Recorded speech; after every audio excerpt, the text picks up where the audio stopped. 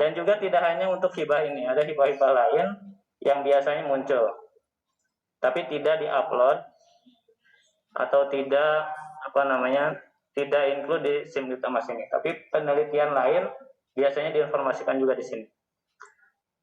Oke, baik Bapak Ibu. Nah, untuk bisa login, untuk bisa mengajukan sebuah proposal, persiapan pertama adalah kita wajib memiliki akun Sinta. Ya.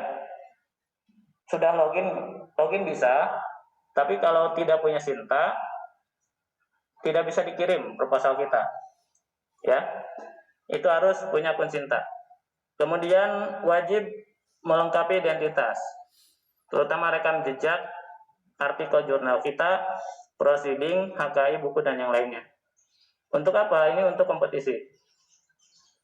Ini bisa grupan. Karena ada syarat-syarat batas minimal, ya, batas minimal jurnal, misalkan jurnal internasional harus berapa untuk skema penelitian tertentu.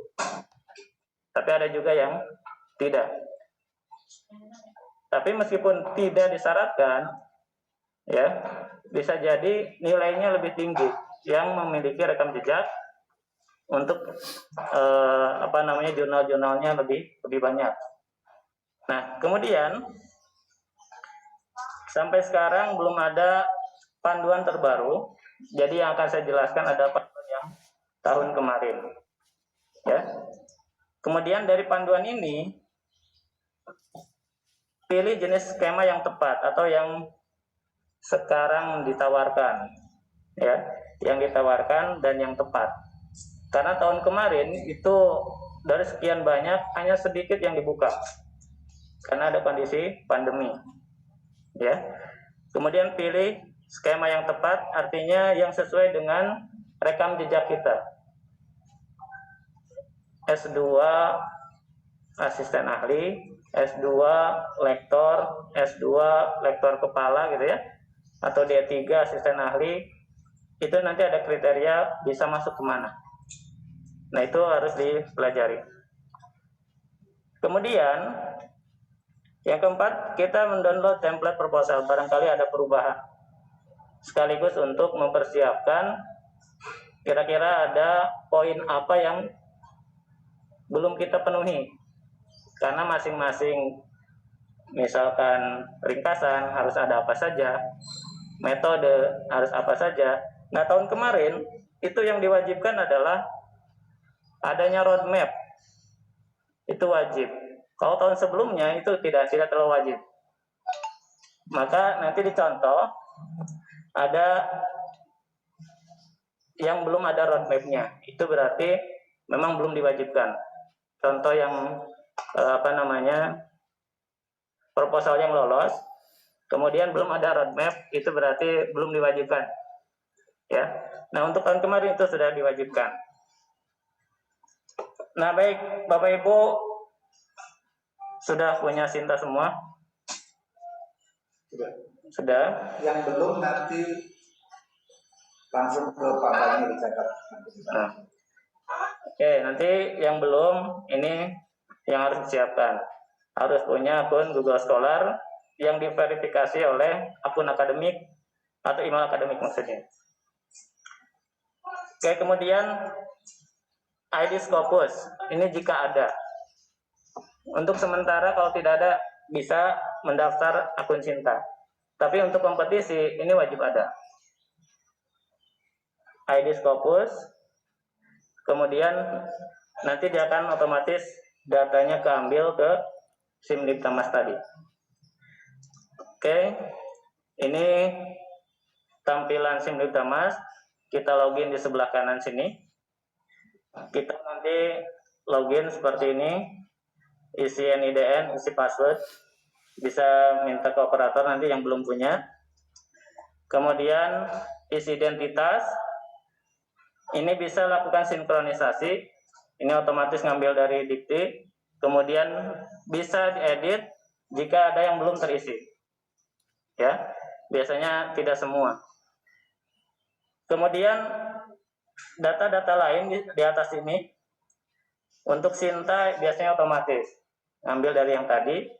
Kemudian untuk penelitian juga biasanya otomatis dari, kalau pernah menang hibah otomatis masuk ke sini. Kalau yang data internal, penelitian internal, itu biasanya dari pelaporan ke Diktinya, pelaporan kinerja ya. Kemudian yang bisa kita tambahkan dari aplikasi ini adalah artikel jurnal. Oke, ini Sinta otomatis muncul. Nah ini artikel jurnal kita tambahkan ya. Kemudian HKI, kemudian artikel proceeding, buku kita tambahkan di sini. Nah, yang perlu diperhatikan ketika input ini, terutama untuk artikel jurnal dan proceeding, ini linknya harus benar-benar kebuka nantinya. Nanti ketika kita sudah membuat proposal, itu bisa kita download ya. Nah, hasil downloadan dari sistem kita cek lagi, karena di situ riwayat penelitian atau jurnal kita ada di sana. Ada linknya di sana, diklik. Dia sudah mengarah betul ke link yang sebenarnya enggak. Nah, itu harus diperhatikan. Nah, ini yang harus dipastikan, link artikel terisi dengan benar, ketika diklik jalan. Seperti itu ya. Nah, oke, baik. Kita langsung ke yang inti untuk penyusunan proposal.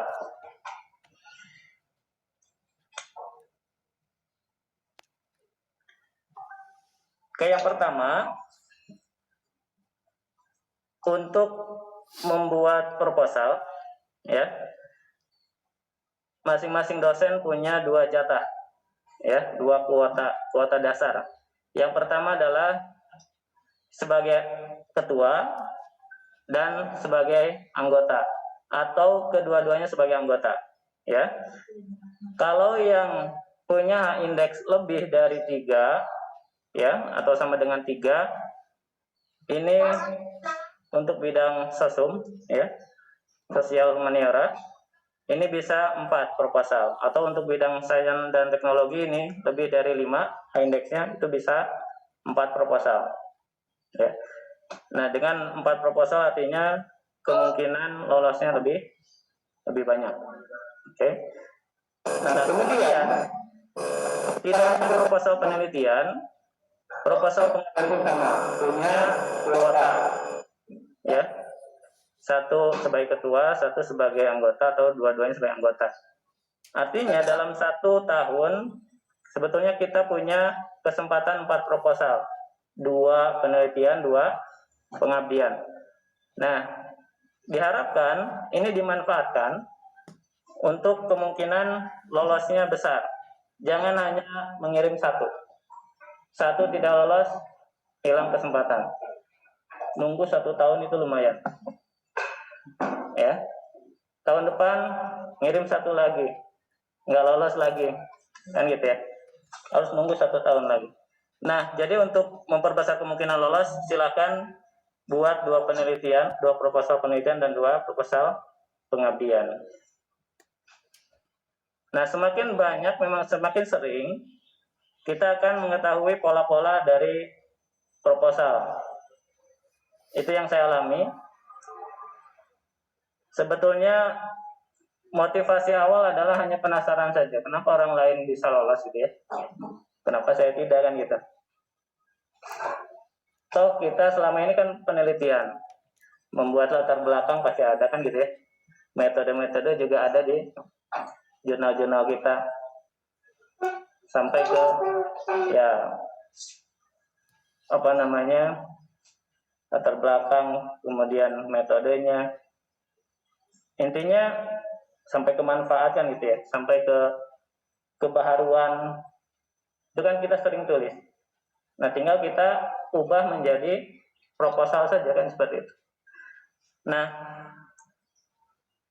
dari pengalaman yang ada, yang pertama tadi kita harus memilih skema yang tepat ya. Karena ada yang salah kamar. Kalau udah salah kamar, sudah langsung ditolak. belum juga dinilai isinya, sudah ditolak duluan. Ya. Nah, ini skema yang ada. Jadi ada kategori penelitian kompetitif nasional, artinya se-Indonesia kita berkompetisi. Kalau penelitian desentralisasi ini khusus yang klaster madya, mandiri dan utama dan mandiri ya. Jadi kita karena masih di binaan, yang bisa kita ikuti ya sekitar yang ada di sini saja untuk penelitian kompetitif.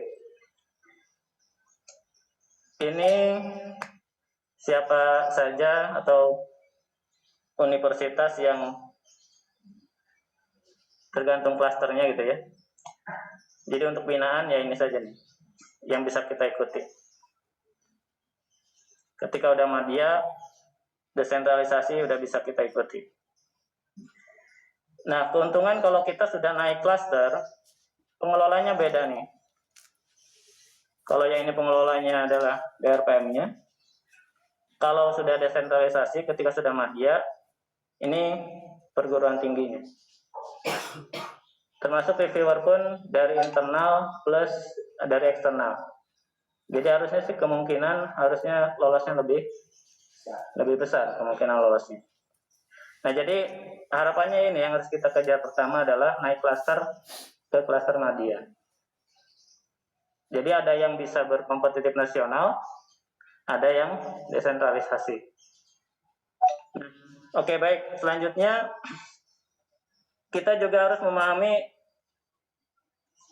ini tadi dari sekian banyak, ini sudah dikelompokkan mana yang penelitian dasar, mana yang penelitian terapan, mana yang pengembangan. Ya. Nah, ini kalau penelitian dasar, ini jenis-jenisnya nih. Dia TKT-nya adalah 1 sampai 3. Tingkat kesiap terapan teknologi TKT itu. Jadi kalau mudahnya ini baru sampai membuat analisis, baru sampai membuat model, seperti itu ya, belum sampai diterapkan. Itu penelitian dasar. Kemudian ketika masuk ke bagian terapan, TKT-nya 4 sampai 6. Nanti Bapak Ibu bisa baca sendiri ya untuk apa sih TKT 1, 2, itu ada di panduan. Nah, 4 sampai 6 gambaran mudahnya kalau di teknologi itu sudah kita membuat produknya, sudah sampai kegiatan lab uji program, sampai membuat prototipenya. Itu TKT 6. Pengujiannya sudah sampai ke tahap di lingkungan yang sebenarnya. Ada tahap lab, ada tahap relevannya, data-datanya udah data sebenarnya. Nah, kalau yang pengembangan ini sudah siap di komersialisasi, sudah siap dilepas. Ya, untuk yang pengembangan. Dan memang ini untuk komersialisasi, untuk tahap pengembangan ini. Nah, kemudian luaran wajib ini bisa dilihat untuk yang penelitian dasar, jurnal, proceeding atau buku. Kemudian terapan itu yang wajib justru HKI atau paten. Ya. Kemudian ada juga uji coba produk. Itu yang wajibnya, bukan lagi jurnal. Jurnal itu justru jadi tambahan. Yang diwajibkan untuk jurnal adalah yang dasar. Apalagi untuk yang pengembangan, ya.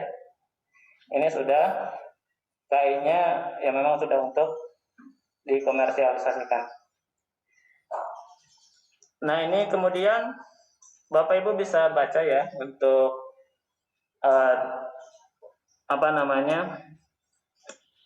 syarat-syarat. Yang pertama untuk dosen pemula nih. Kalau kita di sini yang S2 asisten ahli belum memiliki jabatan fungsional, ini bisa masuk ke penelitian dosen pemula. Apa saja sih luarannya? Ini ada di sini. Ini luaran tambahan. Selain di sini berarti nanti ada HKI, ya, ada jurnal internasional, Nah, biasanya luaran tambahan ini juga ada insentifnya. Kalau jurnal internasional biasanya 15 juta. Ini dana maksimum 20 juta untuk penelitian dosen pemula. Kalau ditambah dengan luaran tambahan, kalau yang HKI itu 20 juta. Kalau yang jurnal internasional itu 15 juta. Jadi kalau digabung sebenarnya 35 atau 40 juta. Nah, untuk TKT-nya nanti ketika input di sistem, TKT-nya 1 sampai 3. Diusahakan sih di 3. Ya. Kemudian rata-rata anggota peneliti memang 1 sampai 2. Kemudian kalau sudah mendapatkan 2 kali sebagai ketua, jatahnya sudah habis untuk PDP. Nanti bisa naik ke level selanjutnya. Oke, kemudian ada juga yang namanya penelitian kerjasama antar perguruan tinggi. Ini yang sudah S2, kemudian kalau di sini maksimal lektor berarti yang asisten ahli pun bisa. Ya. Tapi di sini kita harus punya mitra ya. TPM, ada pengusul mitra. Ini harus universitas lain yang tingkatan klasternya lebih tinggi. Harus yang utama. Kita cari universitas lain, ya, kita kerjasama ke sana. Kemudian, tapi yang jadi TPM ketuanya ini harus mempunyai 5 artikel jurnal internasional berindeks, bereputasi atau Scopus lah seperti itu. Ya, sebagai penulis pertama dia punya 5 artikel Scopus. Atau juga gabungan, ada yang penulis pertama atau dia sebagai koresponden author. Nah, Bapak Ibu, kalau melihat seperti ini, harusnya bisa mempunyai strategi ketika kita mempublikasikan jurnal. Jadi jangan ketika kita mempublikasikan jurnal internasional, semuanya kita, penulis pertama kita, korespondennya juga kita. Usahakan dibagi saja. Untuk apa? Untuk mensiasati ini. Ya. Misalkan suatu saat dia bukan hanya di sini ya, bukan hanya kerjasama perguruan tinggi, di yang lain juga ada nanti. Ada yang penulis pertama, ada koresponden. Untuk memenuhi syarat administrasinya. Misalkan Pak Herwan nih, gitu ya. Nerbitin jurnal internasional. Bagusnya berbagi. Misalkan dengan Pak Sunarno, ya, satu penulis pertama, satunya meskipun penulis kedua, jadikan koresponden. Punya dua jurnal misalkan, jurnal internasional. Ditukar saja nanti. Pak Sunarno penulis pertama, Pak Herwan koresponden. Nah, untuk di mana? Nanti ada di sini. Bapak Ibu, untuk penelitian dasar ini agak naik levelnya untuk syarat administrasi S2 minimal lektor. Kalau yang tadi S2 masih asisten ahli, hanya bisa di PKPT ini. Kemudian hanya bisa di penelitian dosen pemula. Ya. Nah, untuk yang sudah lektor, apalagi yang sudah S3 ya, kalau S3 minimal asisten ahli sudah bisa. Nah, ini ada syarat administrasi 2 artikel terindeks bereputasi yang diakui ya Scopus itu. Ya. Kemudian atau gabungan nih, ya, atau satunya Jurnal Nasional Terakreditasi peringkat 1-2. Jadi satunya internasional bereputasi, satunya Sinta 2. Itu bisa lolos. Nah, tapi ke depan ini jangan sampai hanya memenuhi syarat administrasi yang ini. Karena ternyata di tahun kemarin itu ada sistem baru. Sistem perankingan dari yang jumlah jurnalnya lebih banyak. Misalkan yang 1 sampai 2 nilainya 5. Ya, misalkan nih. Yang 3 sampai 5 10. Ada peringkat itu. Yang di atas 6 itu nilainya misalkan 7,5. Maaf, 15 sama seperti itu ya. Itu ada peringkat seperti itu. Tapi tidak masalah. Kita akan coba bertarung nanti di substansi. Meskipun Bapak Ibu hanya 2 gitu ya. Baru 2 memenuhi syarat administrasi ini. Tapi nanti ada 60% kita bertarung di substansi. Kalau administrasi 40%, kalau substansi nilainya 60%. Nanti kita kompetisinya di sana. Oke, ini penelitian dasar. Ini tadi luarnya sudah ya, singkat tadi. Jurnal internasional. Atau. Ini bisa dibaca. Nah, kemudian ini yang terapan. Untuk yang terapan, sama tadi syarat ketuanya sama. Kemudian yang berbeda nanti adalah luaran. Kalau tadi jurnal internasional wajibnya, kalau ini produk iptek atau sosbud. Ya. Kemudian biasanya di tahun kedua bukan HKI lagi kewajibannya, tapi sudah ke pengujian, dokumentasi hasil uji di tahun kedua, tahun ketiga. Nah, TKT-nya 4, 5, atau 6. Nah, Bapak Ibu di sini ada istilah SBK penelitian terapan. Masing-masing tema ya, tema kesehatan, tema teknologi, tema pertanian pangan, itu SBK penelitiannya beda-beda. Nanti Bapak Ibu bisa dilihat, saya sudah sharingkan di sana.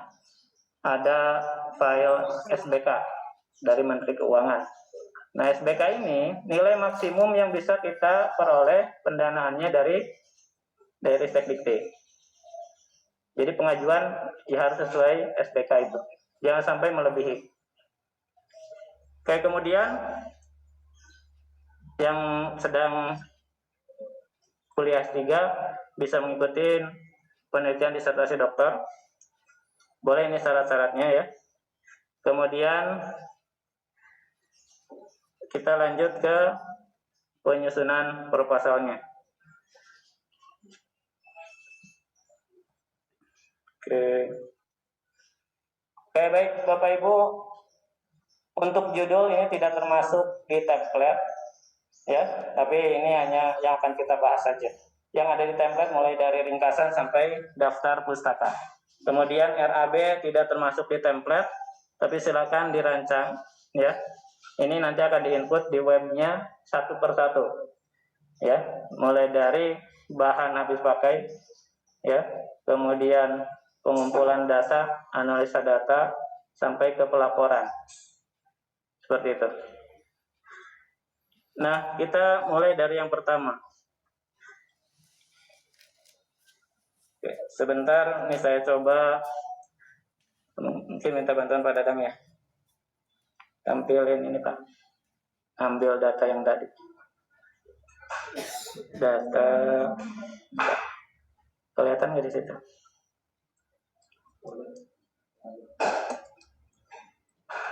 Ini url.com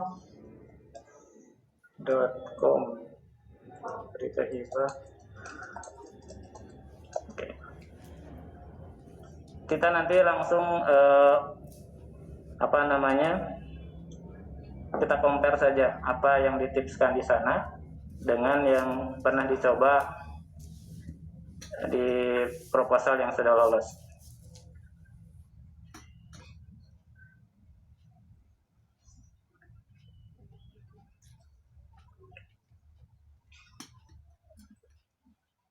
Itu nggak muncul.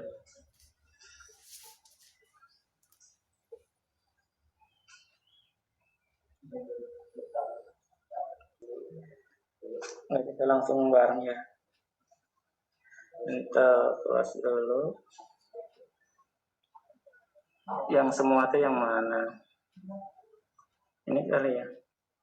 Desktop.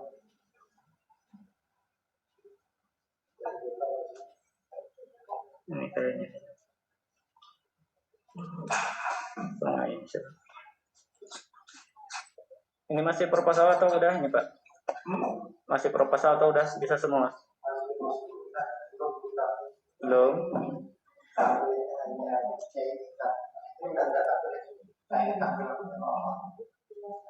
Oh yang ini. Kalau ini sekarang tampil. Itu kelihatan, terus yang ini kelihatan. Oke, nanti saya bolak-balik ke situ. Oke, baik Bapak Ibu. Yang pertama kita membahas judul dulu. Nah, untuk judul ini berdasarkan yang didapatkan dari seminar-seminar yang saya dapatkan dari Prof. Didik ya. Dia sering seminar, kemudian dia sekaligus reviewer nasional.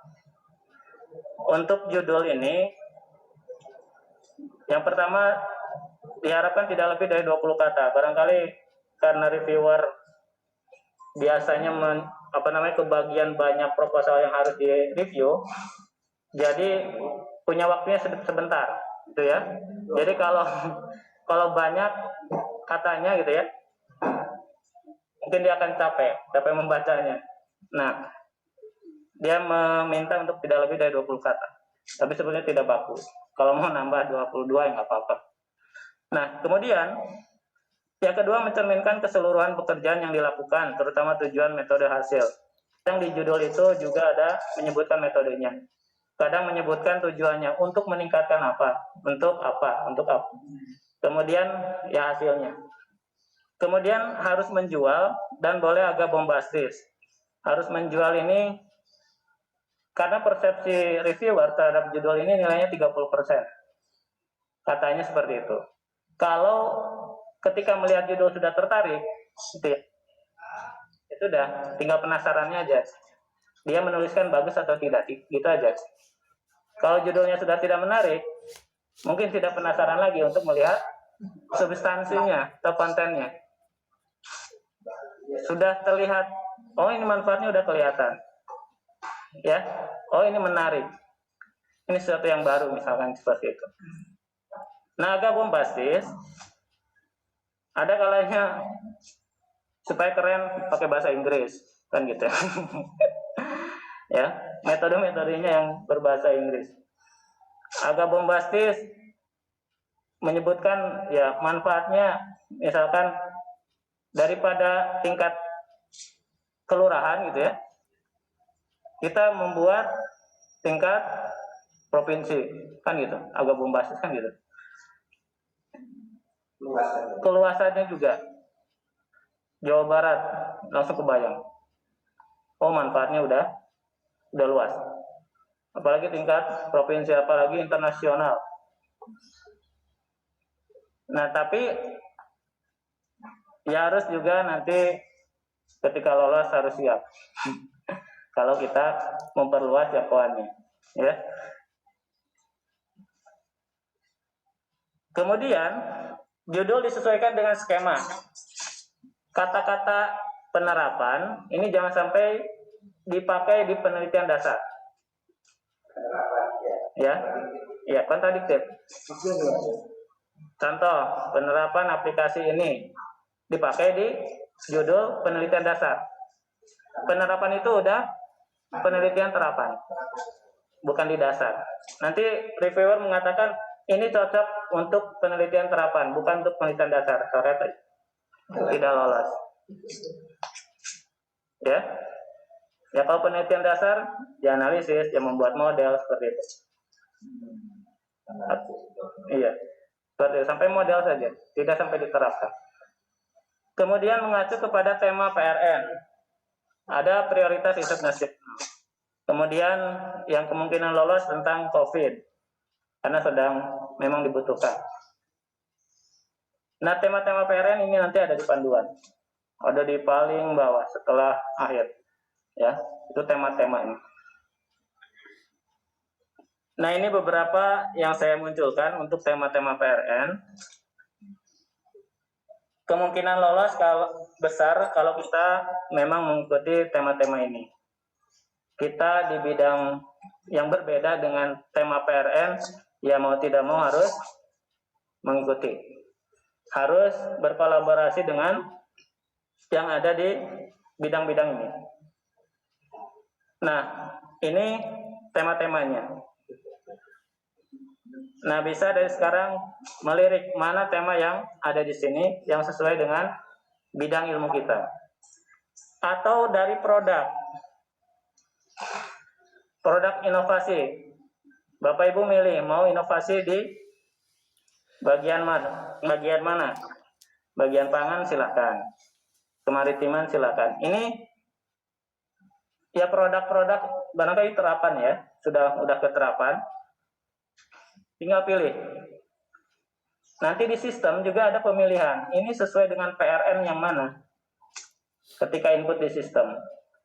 Jangan sampai kita sudah membuat tidak ada satupun tema yang sesuai dengan PRN ini. Nah, nanti bisa dilihat ya. Dicari-cari sesuaikan. Atau ini tentang pandemi COVID ya. Untuk pencegahan, untuk pendeteksian, untuk respon. Ini juga bisa dijadikan tema untuk penelitian. Jadi ini untuk judul sesuaikan dengan PRN ini. Nah, baik Bapak Ibu.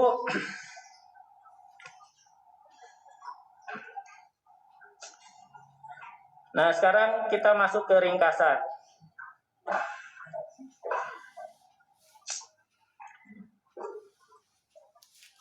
Untuk ringkasan, di template sudah dinyatakan seperti ini. Tidak lebih dari 50 kata, harus berisi ini, dan ini. Nah, ini harus terpenuhi Bapak Ibu ya. Karena harus sesuai dengan panduan. Itu yang difokuskan, atau yang ditekankan, harus sesuai panduan. Kalau mintanya seperti ini ya harus ada. Artinya nanti di bagian-bagian ringkasan harus ada seperti ini. Nah, pengalaman ya, tipsnya itu ya seperti ini. Kita buat paragraf ya. 1 sampai 2 biasanya senang kita itu menuliskan latar belakang permasalahan. Jangan sampai untuk bagian metode nggak ke bagian paragrafnya atau bahkan tidak disampaikan. Nah, paragraf ketiga, ini bisa dalam satu paragraf ada tujuannya, karena biasanya nggak terlalu panjang. Ada metode-metodenya, ada luaran dan TKT-nya. Nah, catatannya seperti ini. Ya. Nanti untuk metode, ya, kalau PDP kan 1 tahun. Tapi kalau yang multi tahun, yang penelitian dasar, yang penelitian terapan, tuliskan tahapannya, metodenya seperti ini. Tahun 1, ya, tahun kedua, tahun ketiga. Tahapannya seperti apa? Apa yang dilakukan? Misalkan tahun pertama, ya membuat model seperti itu ya. Usahakan sih agak banyak tahapannya ya, jangan terlalu simpel. Nah, kalau yang monotahun tulisannya tahap 1. Kemudian ini inisiatif saya sendiri. Paragraf keempat kita menuliskan hasil dan dampak. Ya. Untuk apa ya? Untuk memperkuat saja. Kalau reviewer sudah mengetahui manfaatnya atau dampaknya baik dan luas seperti itu, biasanya ya nggak usah baca lagi, udah ketahuan dari ringkasan. Ya. Nah, oke, kita lihat penerapannya ya. Ini contoh, Bapak Ibu, proposal yang tahun pengajuan kemarin, 2020 untuk penelitian terapan unggulan perguruan tinggi. Ya, saya coba 2 paragraf ini, ya, untuk menjelaskan latar belakang dan permasalahan. Ini latar belakangnya, kemudian saya bold, saya tebalkan permasalahannya. Nah, teknik menebalkan ini juga penting untuk memudahkan reviewer. Kenapa tebalkan? Untuk memudahkan reviewer mana itu ada nggak sih permasalahan langsung kelihatan itu permasalahan, langsung menuju ke situ. Nggak bolak-balik baca dari atas ke bawah, nggak ketemu masalahnya. Cerita latar belakang aja gitu. Nah, ya kan? Fenomena seperti ini, fenomena baru ilmiah webinar sangat bermanfaat. Udah kelihatan, sangat bermanfaat kan itu. Permasalahannya ini. Kata kunci sehingga misalkan atau kata kunci yang menyatakan permasalahan bagus. Kata kunci misalkan akan tetapi kan itu ya. Latar belakangnya kan perlu ini akan tetapi di sini ada masalah kan gitu. Nah, dua paragraf ini menyatakan tadi latar belakang atau permasalahan. Kemudian yang paragraf ketiga ini tentang tadi ada tujuan, ada metode, ada luaran, ya. Ada tujuan, metode, luaran. Nah, tujuan udah di bold di sini ada nih, tujuan. Kemudian karena ini multi tahun, saya tulis tahun 1 apa? Ini loh tahapannya. Luarannya apa? Ini sesuai dengan yang ada di ini ya. Jangan sampai salah juga di sini. Karena ini penelitian terapan, ya hak cipta memang yang harus dituliskan. Capaiannya apa? Baru terdaftar atau granted lebih bagus. Harus dituliskan. Kalau jurnal ini kurang, sebutnya kurang. Harusnya dituliskan. Ya. Jurnalnya apa? Misalkan kalau internasional Ki berapa? Nama jurnalnya langsung dituliskan di sini. Yang saya tuliskan sebetulnya ada di dalam. Kalau di sini ternyata belum. Ya. Capaiannya apa? Accepted atau publish. Itu sudah kita janjikan di sini. Kemudian tahun pertama TKT-nya 4. Nah, usahakan kalau yang multi tahun TKT itu bertambah. Ini TKT 4. Tahun kedua TKT-nya 5. Tahun ketiga TKT 6. Pak, kalau umpamanya kita menentukan tingkat kesiapan terapan teknologi tersebut berdasarkan apa Pak? Kita menggunakan TKT 1 dengan 2 TKT di sini. Nah, karena gini umpamanya yang kemarin di sini umpamanya kita buat semacam rombongan, kemudian diimplementasikan. Itu TKT-nya bagaimana itu untuk menentukan TKT? Oke, ini memang harus ini untuk terus terang saya kalimat-kalimatnya tidak hafal ya, hanya secara secara singkat gitu ya, enggak ini. Jadi kayak tadi logikanya. Misalkan TKT 1 ya baru ada teknologi di luaran sana udah ada belum sih gitu pendukungnya itu, ya kan? Kita analisikan itu. Misalkan TKT 2 atau langsung ke TKT 3 lah gitu ya. Nah, kita sudah membuat model. Sampai model itu selesai. Kita menganalisis itu. Kemudian TKT 4 ini sudah mulai ke penerapan. Model ini akan diterapkan atau tidak? Ya. Diterapkan, masih diuji di lab. Kalau TKT 5 udah dengan data yang mulai relevan ya, atau masih dummy lah gitu, dengan data masih dummy. Kemudian TKT 6 ini sudah dengan data yang sebenarnya sesuai dengan realnya. Itu pengujiannya seperti itu, dari tahap pengujian. Tapi kalau mudahnya untuk TKT ya lihat yang tadi, penelitian dasar 1, 2, 3, udah aja tulis TKT dasar, karena tidak harus dituliskan secara detail. Penelitian itu harus seperti apa sih capaian TKT detailnya. Cukup seperti ini juga udah cukup. Bahwa penelitian dasar TKT 1, 2, dan 3. Tapi kalau mau mengacu ke detailnya ada. Teknologi ada, sosial juga ada. Masing-masing ada kalimat-kalimat yang harus terpenuhi di situ. Nah, terus terang saya tidak memahami kalimat-kalimat itu secara rincinya. Tapi yang perlu diketahui ya itu aja. Ketika membuat proposal tingkatan TKT-nya mengikuti aturan yang tadi, penelitian dasar 1 sampai 3. Catat itu aja. Kemudian TKT untuk terapan 4 sampai 6, pengembangan 7 sampai 9, seperti itu. Kemudian selanjutnya hasil dan dampak. Nah, hasil dan dampak ya saya jelaskan. Kalau produk kita gitu ya, atau penelitian kita memiliki hasil atau dampak seperti apa. Hasilnya misalkan ya berupa aplikasi, dampaknya seperti apa. Nah, itu saya jelaskan seperti itu. Ini kalau dihitung, kalau nggak salah 499 kata. Ya, ini juga harus dihitung nih. 500 cukup banyak juga kan ya. Cukuplah untuk menceritakan dari latar belakang permasalahan, tujuan sampai hasil dan dampak. Jangan terlalu sedikit juga. Ya usahakan mendekati 500 saja. Nah, kemudian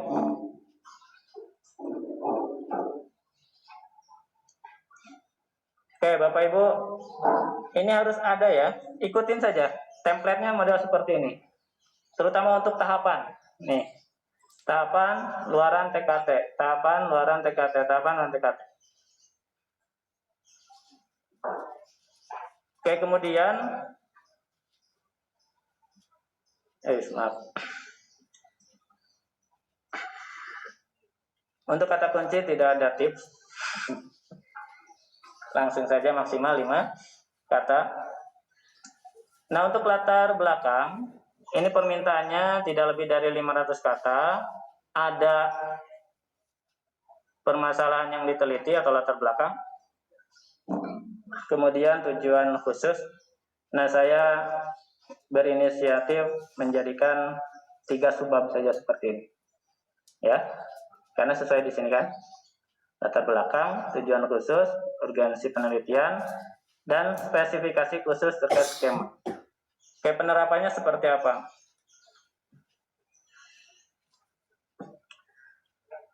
Oke, contoh. Sebetulnya kalau di ringkasan, tadi kan udah cukup banyak kan menjelaskan ya. Maka sebetulnya bisa ngambil dari ringkasan. Kecuali mau ditambahkan juga silahkan. Seperti ini. Saya menuliskan ya sebetulnya hampir sama dengan yang ada di ringkasan. Karena terbatas 500 kan. Jadi mau ditambahkan tentang ini kan udah to the point nih. Tidak dengan fenomena dewasa ini, perkembangan teknologi, tidak seperti itu kan. tidak ada intro lagi lah seperti itu ya. Karena terbatas 500. Tadinya sih ada, tapi ternyata lebih. Nah, jadi kita seleksi mana kata-kata yang ya ini saya kira nggak perlu lah seperti itu. Langsung to the point ke latar belakang utama, kemudian ke permasalahan. Nah, ini sampai yang tadi ini masih mirip seperti itu ya. Kemudian tujuan khusus. Tujuan tadi kan singkat. Nah, di sini karena punya jatah gitu ya. Jatah kata saya perluas seperti ini. Tujuan khusus punya subbab sendiri, dipanjang. Kemudian urgensi penelitian punya penjelasan yang berbeda dengan yang tadi, tambahkan ya. Ya tinggal kita membuat kalimat seberapa penting penelitian ini kan gitu. Ya, untuk mengatakan itu kan perlu kalimat-kalimat yang ini. Yang kita buat bombastis kan itu. Jangan sampai mengatakan manfaatnya sangat kecil kan gitu. Betul kan? Iya. Manfaatnya sangat kecil. Kita nggak pede kan gitu. Udah sebutkan saja. Pokoknya Optimis. Saya dukung dengan ini. Saya dukung. Oh, ada manfaatnya ke 3.299 prodi kan gitu ya. Tambah kelihatan kan gitu. Maksudnya hal-hal yang seperti yang mendukung kelihatan bombastis gitu ya. Kelihatan manfaatnya besar bisa ditampilkan.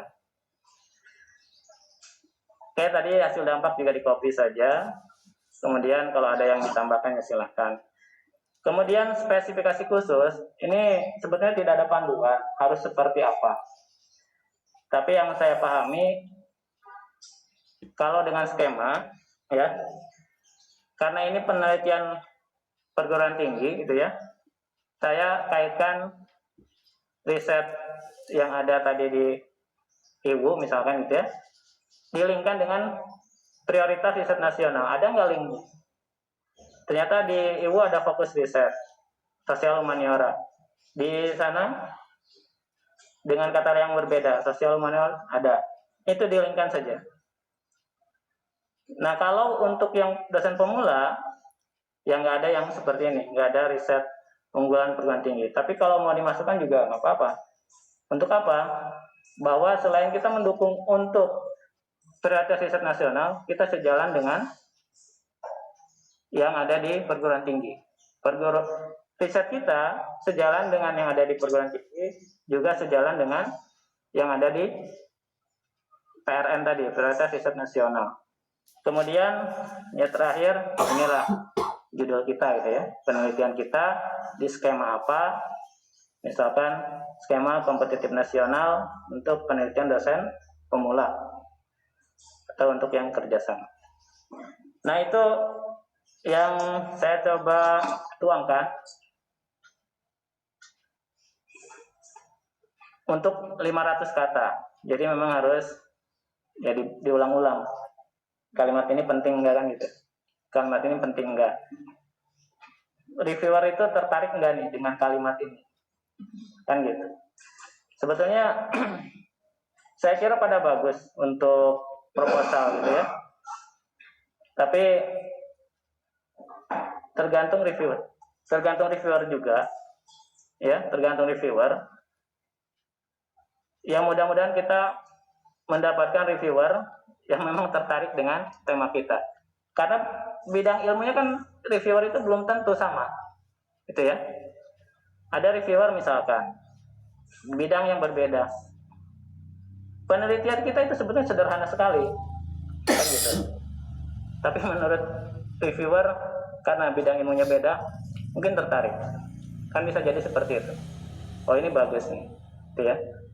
Atau mungkin kejadian kedua. Reviewer berbeda. Karena berbeda, ya karena ya tidak tertarik dengan yang di luar, misalkan di luar bidangnya gitu ya. Nah, bisa jadi kemungkinan seperti itu. Tapi secara umum, ya kita berusaha memenuhi apa yang ada di sini, kemudian memudahkan si reviewer untuk ketika membaca. Ya. Oke, kita hadirkan manfaat-manfaatnya yang nyata lah, seperti yang besar kemudian nyata. Oke, kemudian kita lanjutkan. Ini sudah. Ini jangan sampai terlewat bagian-bagiannya ya. Nah, sekarang tinjauan pustaka. Bapak Ibu bisa baca di situ, kita diberikan jatah 1000 kata. Harus ada state of the art. Harus ada roadmap. Harus ada bagan. Ini yang nggak tahu nih. Bagan dan roadmap itu apa? Gitu ya. Bagan dan roadmap itu apa? Jadi saya terjemahkan dengan cara yang berbeda. Nanti kita lihat. Kemudian sumber pustaka relevan 10 tahun terakhir. Ini sudah saya rangkumkan di sini. Oke, yang pertama ada teori pendukung dan state of the art. Karena kadang kalau hanya state of the art, referensi kita juga kurang cukup, gitu ya. Kadang penelitian pendahulu kita kan sedikit, ya kan? Ada yang sedikit. Nah, kalau hanya mengandalkan itu juga nggak cukup. Maka ada teori pendukung, itu tipsnya. Kemudian kita membuat roadmap kurun waktu 5-20 tahun. Bisa juga ya kita yang paling tengah-tengah lah, 10 tahun. 3 tahun, 3 tahun, 3 tahun, atau 2 tahun, 2 tahun, 2 tahun, 2 tahun, dan belakang depannya, ini yang lalu, ini yang akan datang, dan seterusnya. Nah, kemudian citasi, ya harapannya sih di atas 10. Ya. Karena kadang reviewer lihat daftar pustakanya dulu lah. Dia mengkaji enggak kan gitu. Keseriusan mencari bahannya gitu ya. Mencari teori-teorinya. Nah, ini diharapkan lebih banyak. Saya harapkan sih di 15 ke atas. Gitu ya. 10 tahun terakhir kemudian diutamakan jurnal atau paten. Kemudian sangat dianjurkan jika ada sumber pustaka dari peneliti ketua atau tim. Ini akan kelihatan dari mana? Dari roadmap. Artinya penelitian sekarang ada hubungannya dengan penelitian sebelumnya. Itu diharapkan ada nama kita, ya, nama ketua di daftar pustaka. Ya. Kemudian, nah, yang barangkali saya juga belum terlalu mendalam tentang state of the art, gitu ya. Tapi yang saya pahami adalah bagaimana kita mengungkapkan kebaruan dari penelitian kita. Dilihat dari penelitian kita yang lalu atau penelitian orang lain. Gimana kebaruannya kan gitu. Jadi teori-teori penjelasan seperti ini diakhiri dengan kalau penelitian saya kan seperti ini. Belum ada nih kan gitu ya. Atau ini akan meng-cancel atau teori-teori lama saya mentahkan dengan ini kan gitu. Atau produk saya benar-benar produk baru kalau yang terapan belum ada ya, ini memperbaiki produk yang mana. Kemudian untuk roadmap ini diharapkan nanti ada penelitian, ada daftar penelitian dan luarannya dari tahun lalu yang sebelum-sebelumnya, kemudian tahun pengajuan sekarang dan tahun yang akan datang. Kayak penerapannya saya agak berbeda dengan contoh nanti di sana. Bentar. Ini dulu. Oke, baik. Untuk roadmap dulu. Ini roadmap karena wajib, ya. Jadi Bapak Ibu mau tidak mau harus membuat. Kalau tidak mempunyai roadmap pribadi, bisa roadmap tim. Ya, kita misalkan belum punya nih riwayat penelitian, susah, ya kan, untuk menuliskan yang lalu-lalu ini. Jadi setidaknya yang sekarang kemudian yang akan datang. Tuliskan seperti ini tahunnya, ini penelitiannya. Sebetulnya ini memang yang ya ideal ya, dari awal sampai akhir. Misalkan terkait dengan kelapa sawit, neliti itu aja sampai komersialisasi. Nah, kemudian ada juga jenis yang lain. Ada yang khusus penelitiannya riset and development terus. Satu aja riset. Ada yang naik ke teknologi. Ada yang naik jadi produk. Ada yang market, gitu ya. Bahasa lainnya konsisten. Iya. Dari penelitian dasar sampai pengembangan gitu ya. Nah, ibaratnya seperti itu. Dari awal dasar terapan sampai pengembangan kita buatkan roadmapnya. Ada yang di dasar terus ya nggak apa-apa. Penelitian dasar gitu ya. Tapi menelitinya yang ada hubungan dengan sebelumnya. Kemudian nah, ini contoh inisiatif saya. Tadi kan ada roadmap, ada bagan, gitu ya. Kalau yang tadi roadmap ini menceritakan tentang penelitian tahun lalu apa, tahun yang pengajuan sekarang apa, tahun yang akan datang dan masa yang akan datang lagi, gitu ya, tentang apa secara umum. Nah, ini penelitian yang akan kita ajukan. Sebetulnya Bapak Ibu membuat ini saja itu sudah kebayang. Kondisi awal seperti apa? Bapak Ibu sudah melakukan apa? Kemudian penelitian yang akan dilakukan tahun 1, tahun 2, tahun 3 apa? sasarannya apa, tujuan akhir apa. Yang tadi sebetulnya di latar belakang ya dicantumkan menjadi bagan seperti ini. Oke, metode nanti dulu. Nah, penerapan. Maaf nih. Fokus lagi. Tadi mana, Pak? Ini nih. Oke. Tadi tinjauan pustaka.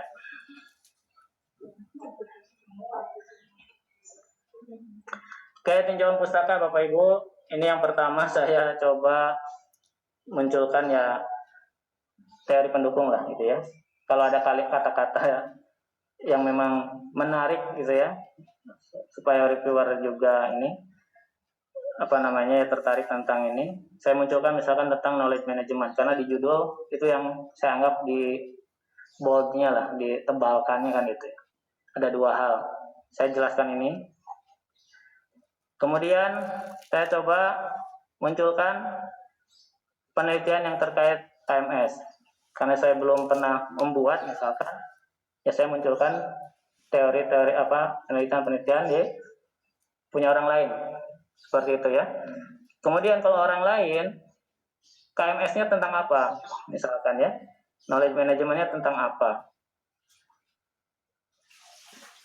Nah, saya ceritakan di situ. Cuman sebetulnya ada kekurangan di sini. Belum memunculkan apa yang berbeda dengan penelitian saya. Ini belum ada itu. Tapi nanti harus ada itu. Karena tadi kebaharuannya belum saya ungkapkan.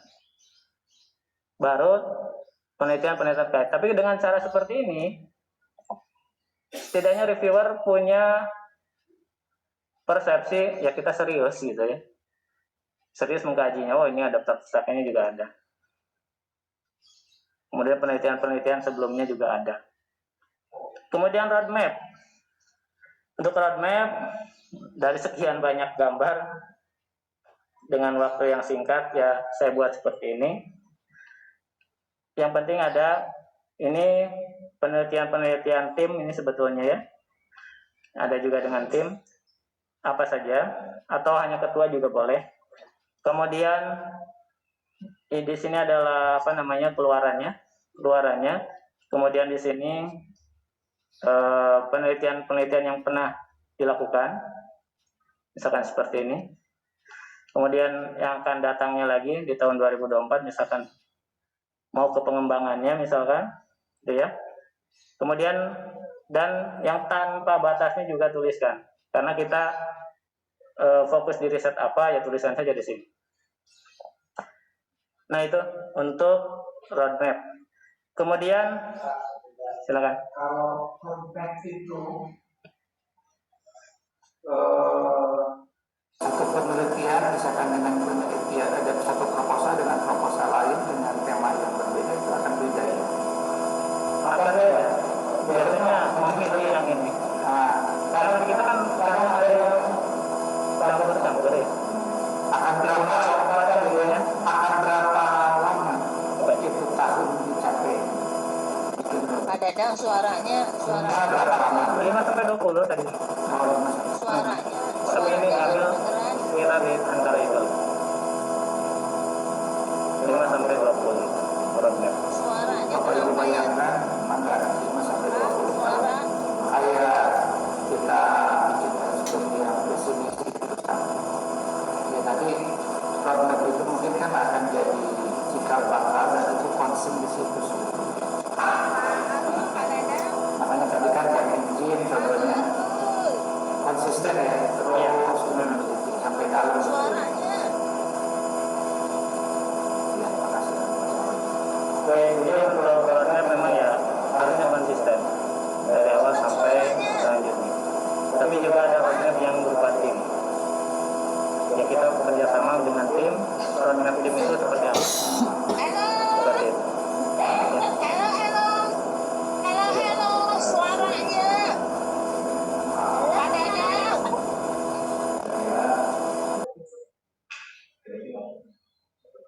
ini sebetulnya berdasarkan pengalaman dari yang tadi ya, yang di awal itu saya belajar dari seminar-seminar.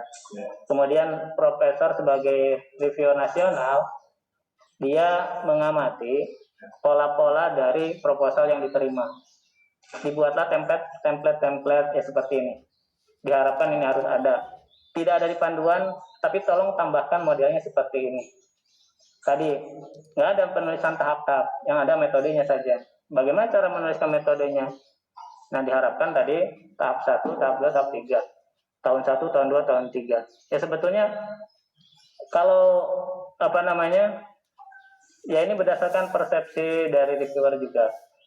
Persepsi dari reviewer, tapi beliau mengatakan rata-rata ya reviewer suka dengan pola seperti ini. Ya, cara pengungkapannya seperti itu. Apakah itu yang sains teknologi atau sosial, ya sama saja gitu. Tidak ada ya tergantung kita menyajikan tingkat kebermanfaatannya seperti apa. Paling itu saja Pak. Jadi nggak ada iya.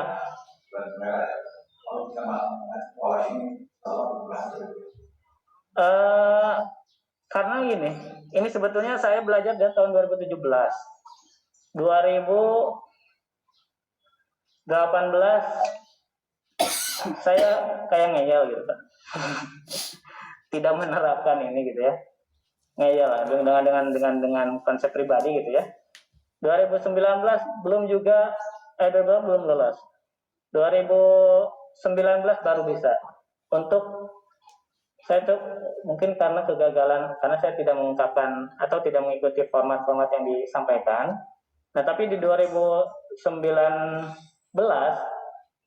saya penuhi semua yang diminta di situ. Bagan-bagan termasuk konsep-konsep saya ikutin. Ya alhamdulillah. Mungkin dilihat dari keseriusan kali ya.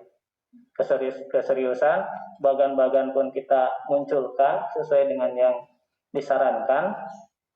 Di tahun 2020 proposalnya 2019, pelaksanaan 2020 itu lolos. Seperti itu. Jadi ya tentu bukan reviewer yang mengajarkan saya kan. Nah, reviewer yang mereview proposal ini kan pasti berbeda. Nah, tapi ya seperti itu. Alhamdulillahnya ya dari 2019, 2020 itu sudah. Dosen pemula sudah, saya PKPT sudah coba, penelitian terapan sudah, penelitian terapan perguruan tinggi sudah. Jadi proposal itu ya udah alhamdulillah udah 5 macam itulah, 4 macam itu udah saya coba. Tapi yang paling istilahnya idealnya lah Pak, ya format yang ini. Kalau yang sebelumnya ya roadmap belum dimunculkan. Kalau penelitian dosen pemula, kalau dilihat dari contoh, saya belum memunculkan bagan-bagan yang setelah itunya. Nah, kalau konsep yang dosen pemula diterapkan ke yang terapan atau perguruan tinggi yang PT-UPT, saya kira nggak akan lolos. Nah, bagusnya konsep yang ini diterapkan di penelitian dosen pemula. Yang ini. Bagan-bagan ini, kemudian nanti di bawahnya juga ada. Saya kira itu Pak. Jadi bukan selera satu itu. Tapi arahannya ya sudah membuktikan seperti itu. Arahan dari penyaji seminar itu. Ya. Ya. Kan tadi contohnya ada persyaratan minimal Iya. lulusan S2 S3 atau S3 sudah posisi non-diplom yang mana sesuatu itu terbesar yang sebelumnya. Nah itu harus ada salah minimal jurnal internasional indeks verifikasi. Nah, kita kan masuk ke situ tuh sulit, karena di sisi lain posisi kita masuk ke dosen formula nggak bisa, kita juga misalnya bisa ya, tapi ada beberapa misalnya ada bilang belum sebenarnya belum memanfaatkan memenuhi 5 kriteria tersebut gitu. Tapi bagaimana kalau kesulitan juga itu bisa masuk. Betul. Yang pertama memang kita harus targetan dulu Bu, mengupgrade syarat administrasi kita. Itu yang pertama. Misalkan tahun sekarang kita belum bisa jadi ketua kan artinya. Ibu bisa nyari rekanan yang sudah memenuhi syarat. Kalau rekanan tersebut misalkan, aduh saya sibuk gitu ya, tidak bisa ngikutin, ibu ajak aja. Beliau jadi ketua, ibu jadi anggota. Ibu nanti yang lebih banyak mengerjakan nggak masalah. Nah, dari situ kan ada luaran misalkan jurnal internasional. Nggak apa-apa ibu jadi ketuanya, beliau jadi korespondingnya misalnya itu. Nah dari situ kan nambah mengupgrade rekam jejak kita kan. Nah hanya cara itu Bu yang bisa untuk penelitian ya. Tapi kalau untuk PKM itu tanpa ada Jafung, tanpa ada itu silakan. Kalau untuk penelitian ya. Untuk penelitian nggak ada masalah. Nah, kalau misalnya gini, kita kan ada untuk mendapatkan ID status ya. Betul. Berarti harus kita ada status dulu yang ini baru kita dapat ID. Betul, itu harus kita publikasi dulu baru dapat ID-nya. Nah kalau misalnya kita untuk PKM, salah satunya tadi saya sudah berikan tentang roadmap. Betul. Kebetulan saya kan orang SDM ya. Betul. Nah, di dalam roadmap itu kita kan biasanya kalau untuk orang SDM misalnya contoh SDM itu menggali tentang budaya, tentang kepemimpinan atau tentang strategi gitu ya. Nah di situ kan di dalam roadmap misalnya kalau kita tentang meneliti tentang budaya kan harus tentang budaya selesai. Tetapi kan kalau di SDM sifatnya kan luas, beda dengan teknologi atau yang lainnya. Nah itu juga akan bisa berlaku misalnya gini. Penelitian pertama saya tentang karakteristik kepemimpinan. Nah penelitian kedua tentang budayanya, gitu kan, dengan fokus yang berbeda. Nah apakah itu bisa dimasukkan ke dalam roadmap atau dikatakan itu loncat-loncat? Ya sebetulnya ibu punya ini dulu. Ibu menentukan akhirnya dulu kan. Ya. Ada yang gitu kan. Akhirnya itu mau apa? Ya. Penelitian pendukungnya misalkan ini tentang budayanya, ini tentang orang-orangnya gitu kan, ini tentang pendukung lain kan. Kalau di bagian Fishbone kan, nah suka ada macam-macamnya kan, ini tentang materialnya, ini tentang ini. Nah itu ujungnya apa? Bisa seperti itu goalnya. Betul. Betul. Berarti yang itu yang penyebabnya apa sebenarnya ini ya. Betul. Bisa Bu. Ya ibu aja misal untuk kebutuhan ini, untuk kebutuhan proposal, ya ibu tentuin aja. Kemudian penelitian terdahulu yang benar-benar terkait ke yang diajukan, ibu masukin ke roadmap. Saya sebetulnya kan kemarin kesulitan kan karena kan saya masuk kerja itu udah sentuh pengolahan besar ya. Kita mendapatkan untuk karena misalnya dari perguruan tinggi ternyata sama-sama posisinya dengan kita, jadi artinya kan ada yang di atas kita, bisa dia punya minimal persyaratan itu tak terpenuhi, itu yang belum ini. Nah satu lagi Pak, satu kan ada jurnal pengabdian masyarakat. Jadi saya mencoba kemarin masuk ke pribadi UNRWA ya. Nah itu jurnal pengabdian masyarakat itu kita memang ada sedikit kolaborasi antara unsur manajemennya masuk ke dalam pengabdian jurnal pengabdian masyarakat itu. Kita mengangkat tentang pengelolaan limbah, itu masuk, cuma masuknya masih dalam bentuk YS 2010. Nah, kalau yang terkait adalah tadi kalau kata Bapak untuk pengadilan masyarakat kan tidak ada skala limbah kan? Nah, kalau yang terkait misalnya pengembangan dari ini bisa ya? Bisa. Boleh Bu. Untuk PKM kan? Bisa. Kuantitasi gimana lagi? Ya. bisa harus sampai Iya. Tidak terikat jagung. hanya memang luarannya Iya. Kalau PKM udah baku Bu itu luarannya. Kita ada 4 macam. Nanti dijelasin. Siap.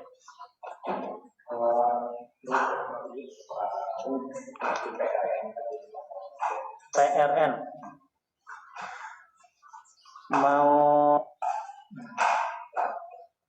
pertanyaan atau Bapak Ibu? Mana PRN? Ini ya.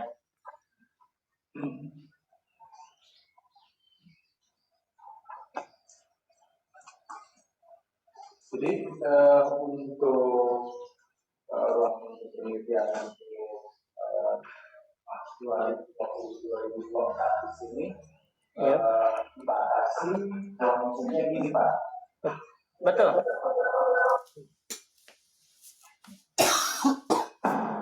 Iya. Kalau sebelumnya kita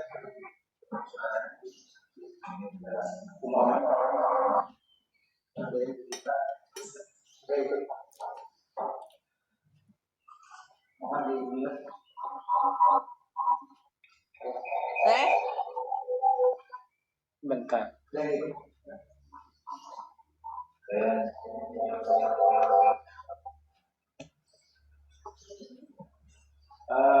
Ini kita kan punya idealisasi di dalam sebuah penelitian. Tapi ketika kita lihat dari PRN di sini, umpamanya tidak ada umpamanya di sini. Kebetulan umpamanya tentang tanggap darurat atau umpamanya tentang bencana di sini, bencana alam di sini. Kan kalau umpamanya di sini yang lagi masih tren itu ya tentang COVID-19.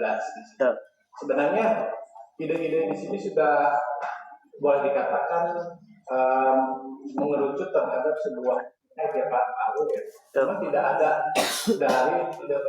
dari PRS di sini temanya di sini. Nah, bagaimana umpamanya atau istilahnya supaya si idealisasi yang kita bangun di sini bisa masuk ke ruang lingkup PRN di sini, Pak.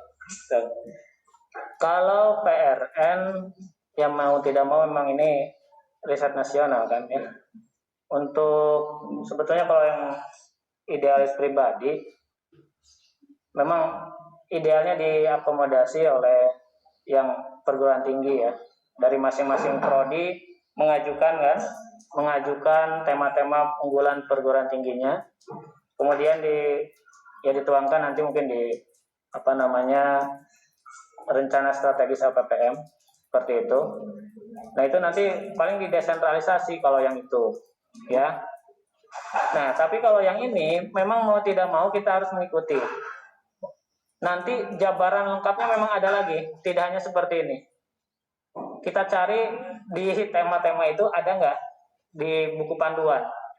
Ini dijabarkan lagi tema-temanya itu. Misalkan tentang gender ya macam-macam. Di bagian ekonomi, di bagian apa itu jelaskan lagi. Ada lagi. Nah, sebisa mungkin ada menyerempet. Ya. Jadi bisa kita pilih gitu. Tidak terlalu jauh, tapi bisa kita pilih tema PRN tersebut di sistem. Iya. Apa itu di ruang lingkupnya atau kedalamannya? Contoh yang ini, yang saya ajukan kemarin sebetulnya nggak ada di itu. Jadi masuknya manajemen, dan lain-lainnya. Di yang lain-lain, jadi belum tercantum di situ di PRN gitu ya. Tapi pilihannya lain-lain, bidang manajemen, tapi lain-lain. Terpaksa saya pilih itu. Terpaksa milih yang lain-lain, manajemen, tapi lain-lain. Sebetulnya sempat yang nggak pede lah gitu ya. Wah ini harusnya milih yang ada aja kan gitu. Tapi saya pilih lain-lain. Jadi di rekapan proposal ya tertulis lain-lain. Boleh satu lagi. Ya. Kebetulan kita kan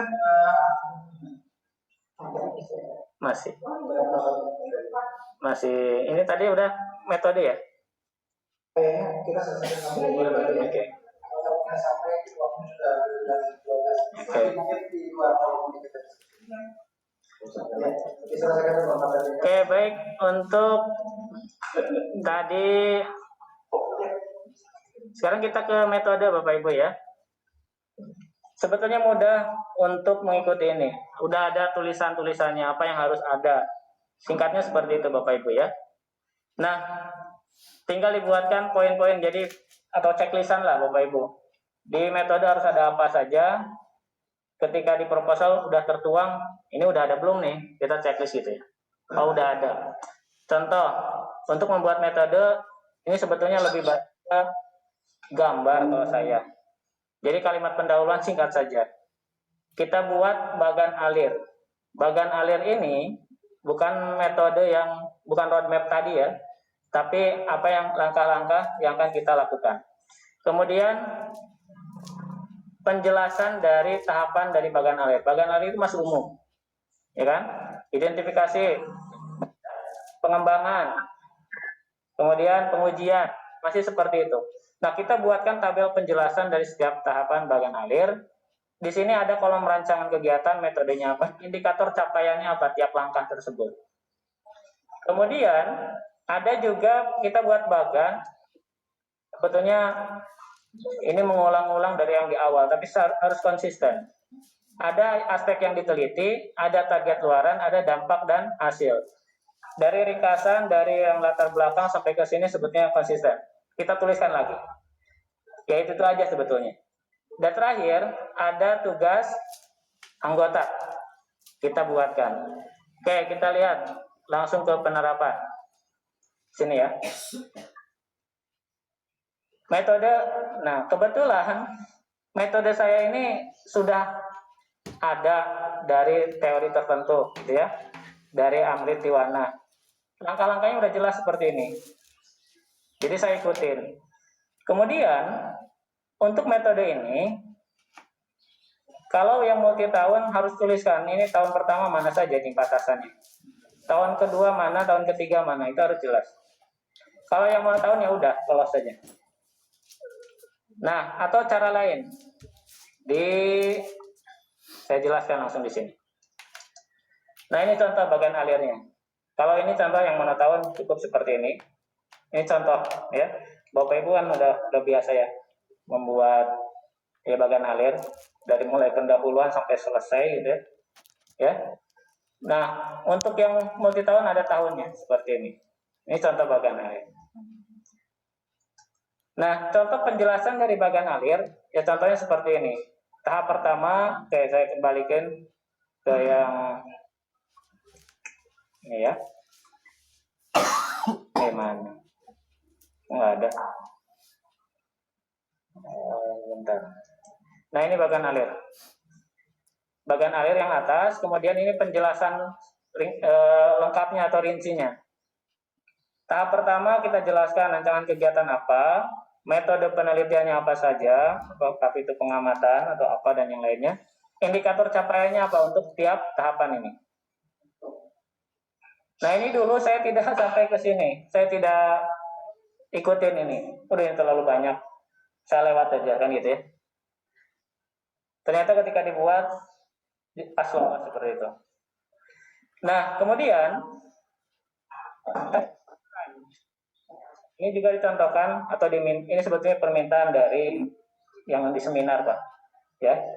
Ada model seperti ini untuk mengungkapkan apa yang diteliti, kemudian target capaian. Sebetulnya ini juga sudah tercover di yang tadi di awal. Yang peta penelitian untuk tahun sekarang itu. Ya, ini dari kemudian ditambah dampak yang tadi juga, ya. Nah, selanjutnya,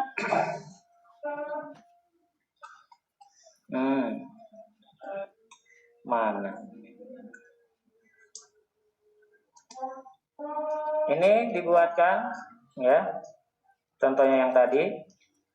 Kemudian pembuatan tugas, ya, tugas anggota.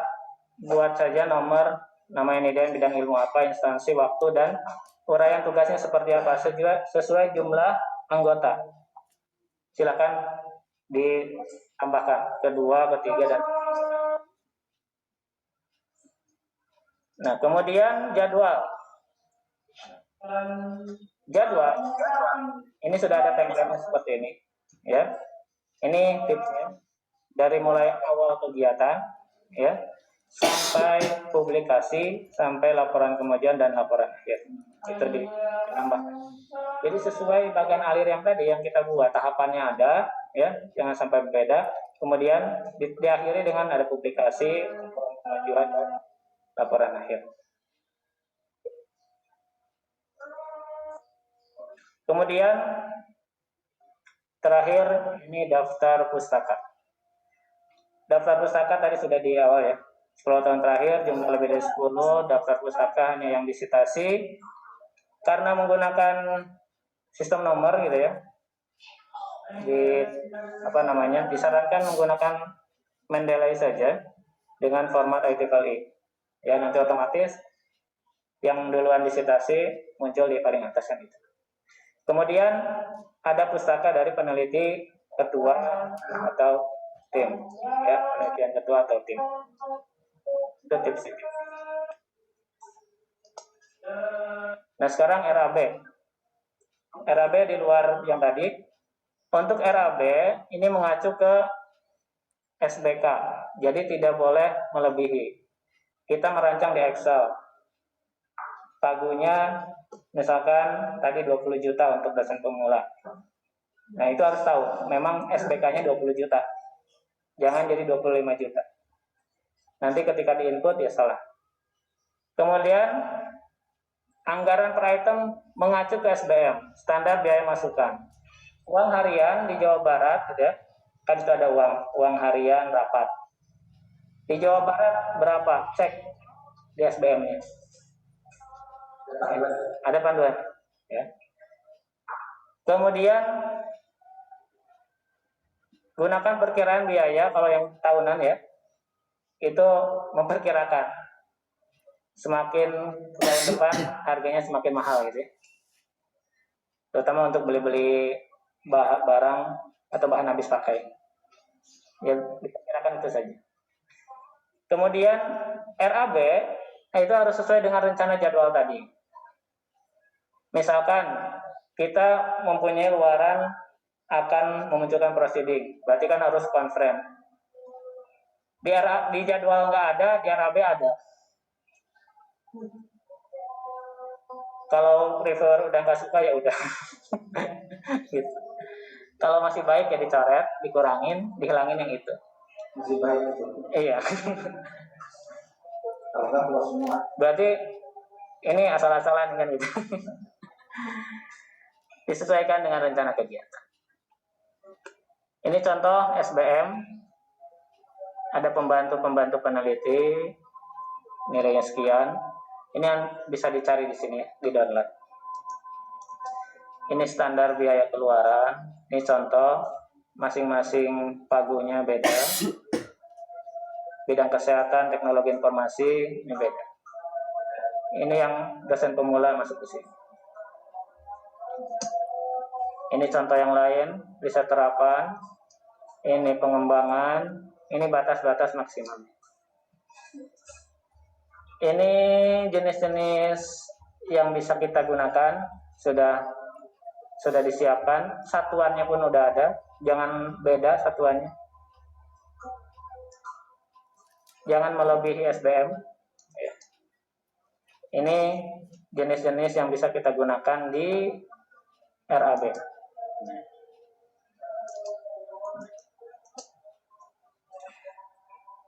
Sudah Bapak Ibu, untuk penyusunan proposalnya sampai sana. Kalau tahap submit, ini Bapak Ibu bisa mencoba saja. Ini hanya cara-caranya saja. Tidak perlu didemokan yang ini Bapak Ibu ya. Karena belum dibuka belum bisa. Belum dibuka, jadi belum bisa mencoba mendemokan.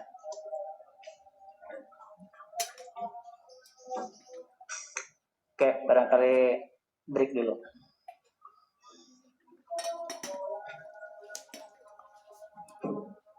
Tadi yang nanya tentang IDN, Bu. Ya. Iya, saya mau nanya, sebenarnya saya sudah ada rencana penelitian untuk persiapan proposal saya untuk nerusin ke S3 nih, Bu. Berhubungannya dengan masih karena kita di IWU, maka judulnya tuh memang peran tentang pendidikan perempuan. Nah, yang saya tanyain yang tadi NIDN, karena kan wajib punya NIDN. Saya sudah minta juga, bukan NIDN, saya minta, udah lama saya ngajuin NIDN tapi belum juga direspon.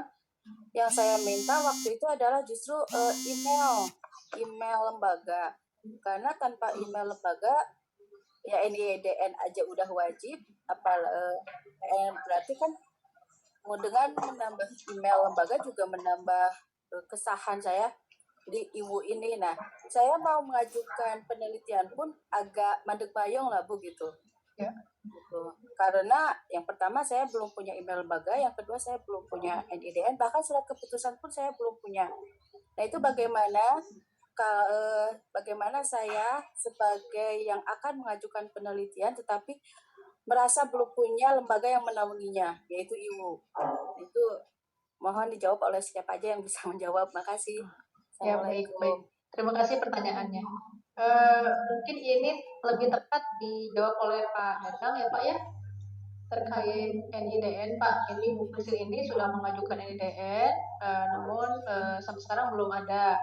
Lalu juga email lembaga, jadi email nama ada lembaganya IWU juga belum memiliki. Nah ini bagaimana ke depannya Pak? Apakah harus ada pengajuan ke pihak mana? Mungkin itu Pak.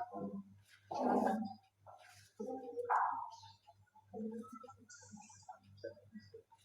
Belum, Bu. Saya, Bu, kalau Bu Pak Dadang belum jawab. Oh, baik, silakan, Prof. Oke, Assalamualaikum warahmatullahi wabarakatuh. Ini Ibu siapa ya? Bu Christine Agustin, Bu. Agustini. Punten Ibu, ini dari Katapang, Bu. Karena database dosen NIDN itu, Bu, di ujungnya adalah masuknya nanti ke yayasan ya, Bu ya. Dan ke yayasan teh pasti akan ada keluar surat keputusan. Selama Ibu belum punya NIDN, gitu, pasti Ibu dinyatakan belum menjadi dosen tetap di IWU. Nah, proses untuk menjadi dosen tetap IWU emang sekarang ini wanti-wanti betul, Bu. Karena tadi ada proses melamar, ya Bu ya. Kemudian ada Ibu sudah pernah belum dimintain surat keterangan sehat yang harus minimal adalah di rumah sakit standar 2. Itu kalau di Bandung ada di RHSAS. Itu sudah dihubungin belum? Karena saya kok belum baca ya, punya Bu Christine ya. Belum pernah masuk gitu. Kemudian karena gini Bu juga Bu, tidak semua orang yang melamar itu menjadi dosen tetap, Bu. Ada pertimbangan, mungkin dosen LB, tapi dosen luar biasa pun boleh di NIDN kan gitu, asal uninya mau gitu Bu, mau meng-NIDN kan gitu. Nah itulah sebabnya saya tidak tahu posisinya di mana ini, karena kalau Ibu Christine sudah pernah ada diminta surat keterangan sehat yang dari rumah sakit RSHS gitu Bu? Sudah, Bu. Malah dari surat keterangan sehat yang jiwanya itu, surat keterangan sehat jiwa, juga keterangan sehat fisik juga sudah. Bukan, udah pernah? Saya sudah pernah, Bu. Udah setahun yang lalu malah. Setahun yang lalu, iya. Saya ngajar sudah lebih dari setahun, Bu. Udah masuk ke tahun ketiga kalau nggak salah. Wah, itu nggak tahu saya, malah belum pernah masuk itu. Karena setahu saya, Bu, saya itu ketika ada teman-teman yang kita ngelihat ini ya Bu ya, jumlah mahasiswa gitu ya. Oh, ini masih kurang dosennya gitu ya. Untuk memenuhi rasio kita pasti ada pengajuan ya diproses gitu. Tapi kalau misalnya rasio kayak gini Bu, bisnis nih. Kalau prodi administrasi bisnis itu, wah udah luar biasa Bu dosennya. Ya, sudah tidak terhitung ya. Nah, itu mungkin yang dipikirkan. Saya nggak tahu kalau Bu Christine masuk prodi apa ya? Karena saya sendiri malah nggak tahu, Bu, saya masuk prodi apa, karena kan Bukan, saya Ibu mengajar prodi bahasa apa? Inggris. Karena saya mengajar bahasa Inggris dan saya mengajar di semua prodi Oh, S2-nya apa, Bu? bahasa Inggris, Bu. Bahasa Inggris ya. Harusnya bisa. Nggak tahu nih, mungkin Ibu ini aja deh, nggak usah diselesaikan di sini, Bu. Nanti sesudah ini Ibu by phone aja langsung ke Pak Dadang atau Pak Hendar sampai di mana itu datanya. Nanti konfirmasi ke saya, Bu. Kalau memang karena kalau mata kuliah bahasa Inggris di sini itu sudah ada yang pegang, ada Bu Evi, itu sudah ada Bu Wiwit ya. Tapi nggak apa-apa Bu, kalau memang Ibu pernah itu, mangga nanti langsung aja ngobrolnya by phone aja Bu, jangan diselesaikan di sini. Jangan Bu. Saya bertanya Bu Oh, ini ada. Iya, silakan. Ya, bismillahirrahmanirrahim. Assalamualaikum. Saya Bu Mamai dari Iwu Katapang. Bu, Pak ingin bertanya tentang pertanyaan penelitian, Pak. Untuk proposal penelitian ini ada pertanyaan penelitian nggak Pak ya? Di metode penelitiannya. Pertanyaan Itu, Pak, penelitian. rumusan masalahnya Bu. Iya, betul, rumusan masalah. Sebetulnya tidak diungkapkan per ini Bu, per poin ya. Tapi bisa Ibu buat kalimat di yang tadi tuh Bu, di bagian latar belakang permasalahan. Oh iya, baik. Jadi tidak per poin ya Pak ya? Iya, tidak per poin. Dibuat kalimat saja Bu. Ya.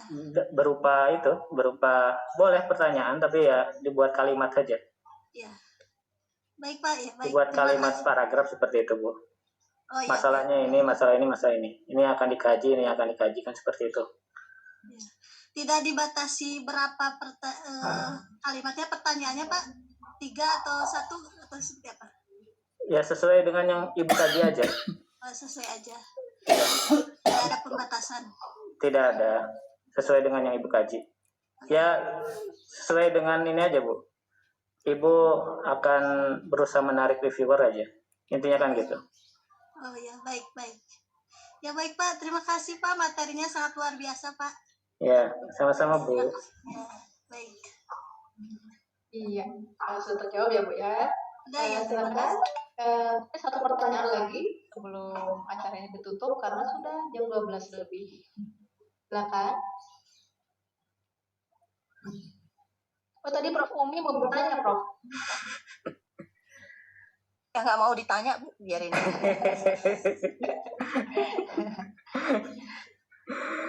Nanti diselesaikan di rumah. Oh ya, siap.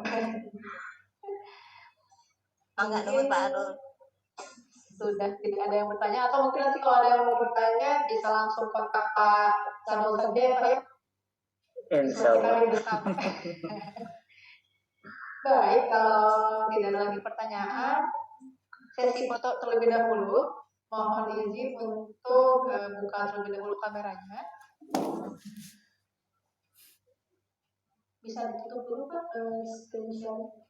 Abi? Mana tadi? Bu Evi Hayarani dan Bu Evi Sofiati belum dibuka. Pak Fadli, Pak Bu Meta kameranya mati. Pak Rustana, Rusnata, mohon maaf. Bu Wiwit, Bu Anggi.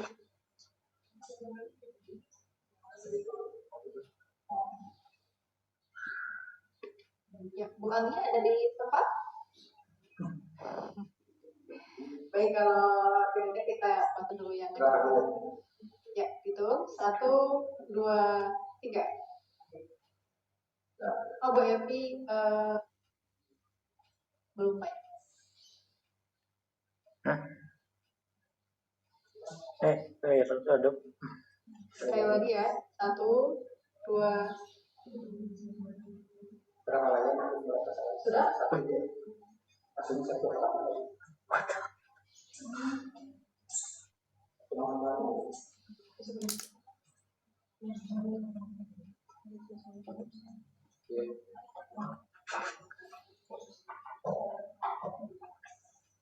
Sudah? Ya, baik. Terima kasih atas partisipasi Bapak Ibu sekalian. Semoga materi hari ini bermanfaat dan sangat bermanfaat. Kita akan berdiskusi lagi ke depannya agar bisa menyusun proposal hibah dengan baik dan lolos saat nanti diajukan ke EMT. Mungkin kita akhiri dengan ucapan hamdalah. Alhamdulillah. Terima kasih sekali lagi kepada Pak Syarul selaku pemateri hari ini. Mohon maaf jika dalam pembawaan acara hari ini ada kekurangan, ada kesalahan. Saya tutup dengan ucapan alhamdulillah, wassalamualaikum warahmatullahi wabarakatuh. Waalaikumsalam warahmatullahi Terima kasih banyak Bapak Ibu. Di materi bisa apa tadi ya yang demikian ya, yang timknl.com hibah penelitian. Mungkin saya akan share kembali. Jangan lupa daftar hadir untuk diisi.